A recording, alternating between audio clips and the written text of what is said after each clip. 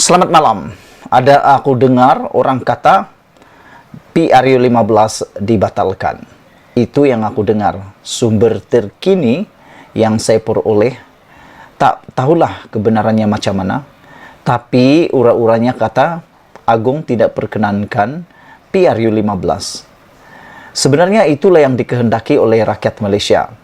Semoga apa yang kita dengar ini, kabar angin yang kita dengar ini, menjadi kebenaran. Kerana di Malaysia, kabar angin biasanya menjadi kebenaran. Semoga kabar angin yang kita dengar, PRU dibatalkan untuk tahun ini benar-benar jadi realiti. Walau bagaimanapun hari ini, benar-benar kejutan dibuat oleh Yang di-Pertuan Agong. Kejutannya luar biasa.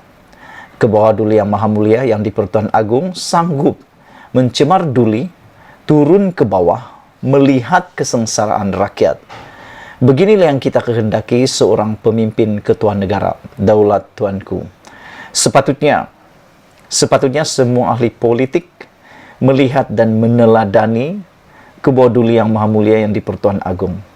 Melihat apa yang dilakukan oleh Yang di-Pertuan Agong.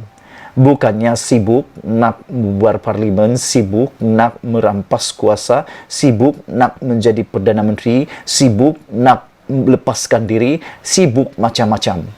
Yang paling teruk, sibuk nak mahu PRU. Padahal kita semua tahu, sekarang ini di mana-mana berita tentang banjir, berita tentang hujan lebat, dan sekarang ini sudah kelihatan banyak pusat pemindahan sementara PPS dibuka, termasuk di kawasan Parlimen Ahmad Maslan, di Pontian, di Johor, di Pahang, di Selangor, sudah mula dibuka, di Perak. Tapi kenapa ada lagi segelintir pemimpin politik yang gairah, yang begitu berahi, nak mahu PRU segera diadakan? Walhal Agung pada hari ini memang telah sah membuat kejutan ketika desakan bubar parlimen semakin berahi, semakin memuncak mahu diadakan.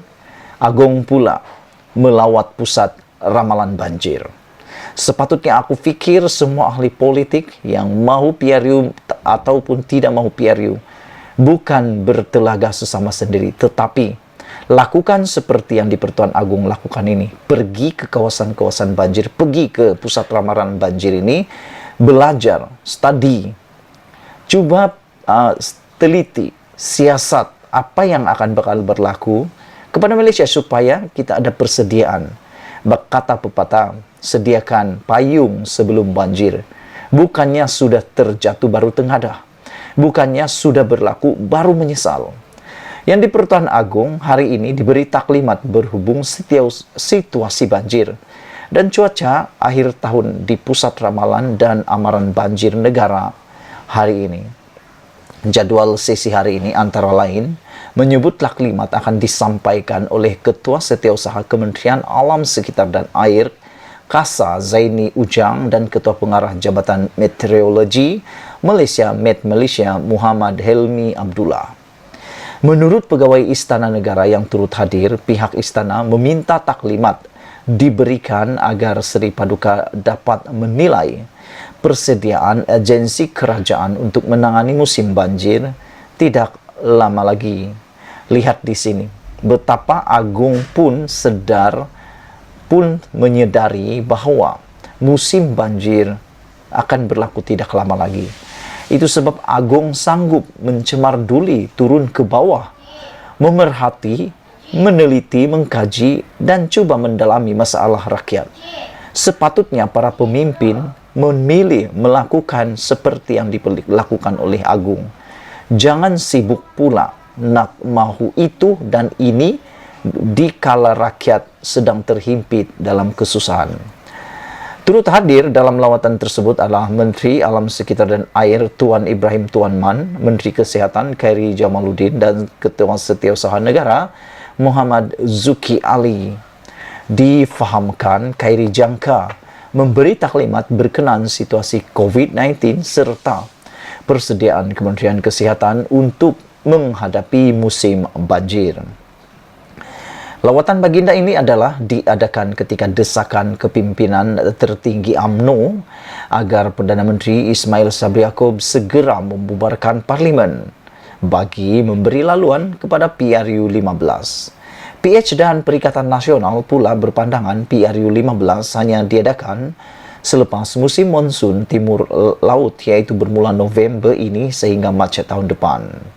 Semalam, Zaini dalam satu hantaran di Facebooknya berkongsi maklumat grafik yang menunjukkan ramalan hujan untuk semua 14 negeri bagi bulan September 2022 hingga Februari 2023. Menurut infografik itu, Kelantan, Terengganu dan Pahang dijangka mengalami hujan puncak pada bulan Disember, manakala negeri-negeri lain di semenanjung Malaysia dijangka mencatatkan hujan paling banyak pada bulan November.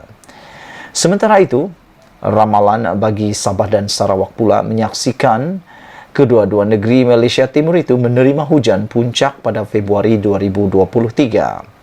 Ismail Sabri dijadual menghadap Yang di-Pertuan Agong pada jam 4 tadi dan telah selesai pun beliau menghadap Yang di-Pertuan Agong sebelum Kabinet bermesyuarat pada hari esok. Belanjawan 2023 kemudian dijangka akan dibentangkan di Dewan Rakyat selepas itu.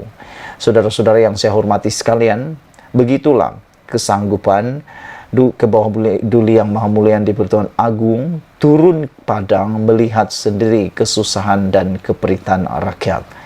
Aku harap apa yang dilakukan oleh Yang di-Pertuan Agong ini menjadi teladan kepada semua pemimpin politik yang ada di Malaysia. Tak malukah melihat Yang di-Pertuan Agong sanggup meneliti kesusahan rakyat, sanggup mencemar duli turun padang meneliti bagaimana keadaan sekiranya berlaku PRU. Tak malukah para pemimpin? Itu persoalan yang besar. Dan seperti yang makin hangat diperkatakan sekarang ini, sebenarnya bukan semua mahu PRU diadakan. Hanya ada satu parti politik yang benar-benar beria-ia nak sangat PRU, yaitu UMNO. Jadi yang menghairankan, apa sebenarnya yang mahu dikejar UMNO? Apa sebenarnya yang mau diperjuangkan UMNO untuk PRU 15 ini? Kalau dikala Kerajaan Perikatan Nasional Gabungan PAS bersama dengan Gabungan Barisan Nasional mahu PRU itu, tetapi bukan semua, hanya sedikit yang mahu. Kenapa? Apa sebenarnya yang mereka kehendaki? Kalau nak ditanya, aku sebenarnya secara pribadi, aku tak berminat langsung PRU 15 pada tahun ini. Kerana banyak pertimbangan yang mau dibuat. Antaranya ialah perbelanjaan bajet yang akan melonjak lebih tinggi sekiranya PRU dibuat pada waktu banjir. Sekian dulu untuk kita hari ini. Jangan lupa tinggalkan komen anda. Malaysia kita punya, kita juga sama-sama cintai Malaysiaku. Bye-bye.